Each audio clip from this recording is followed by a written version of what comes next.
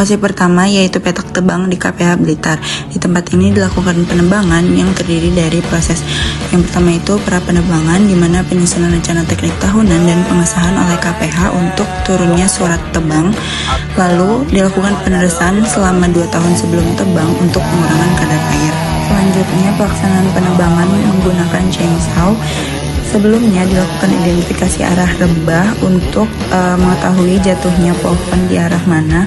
Lalu setelah pohon ditebang, dilakukan pemberian barcode pada tunggak. Lalu yang terakhir adalah pasca penebangan, di mana dilakukan tolak uji kualitas kayu dan pemotongan kayu minimal 2 meter untuk backing polish atau pembagian kayu. Setelah itu dilakukan pengukuran kualitas kayu meliputi diameter dan volume, lalu dicatat di buku DK316.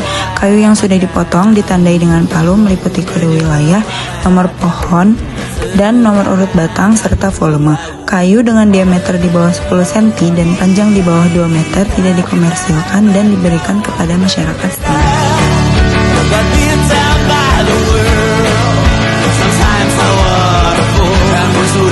Lokasi kedua yaitu penyadapan getah pinus di KPH Trenggalek. Penyadapan awal dilakukan ketika pohon mencapai umur 11 tahun dengan keliling batang minimal 60 cm menggunakan metode kualet. Alat-alat yang digunakan untuk penyadapan getah pinus meliputi tempurung batok kelapa sebagai wadah penampung getah, dapat digantikan dengan tempurung plastik jika diperlukan, lalu talang sadap, pate, serta alat pelangsang pori setelah proses pelukaan. Dilakukan pelukaan selebar 5 cm setiap 3 hari sekali dengan interval panen getah setiap 12-15 hari.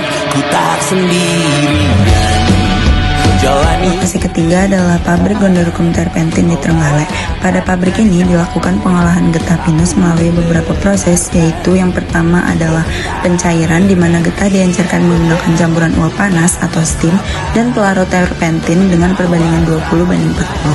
Larutan ini kemudian dipanaskan dalam oven dengan suhu konstan 80 derajat selama 20 menit. Lalu proses pemurnian yang melibatkan pencucian menggunakan air asam dengan pengendapan dan pembersihan kotoran. Larutan kemudian dicuci ulang dengan air bersih dan diuji menggunakan air pH 7.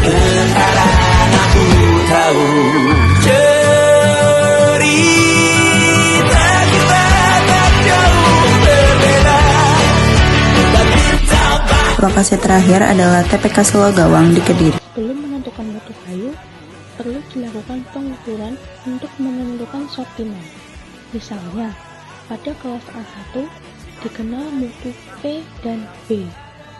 Sementara pada A2 dan kelas 2 terdapat 4 kategori mutu, yaitu P1, P2, P3, T, dan M.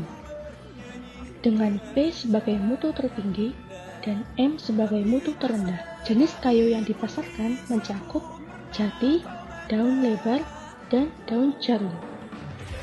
Dengan proses pengujian mutu yang berbeda-beda, meskipun bahan baku jati cukup melimpah, permintaan pasar saat ini cenderung menurun. Biasanya, pembeli akan membeli sendiri kayu dalam kondisi fresh cut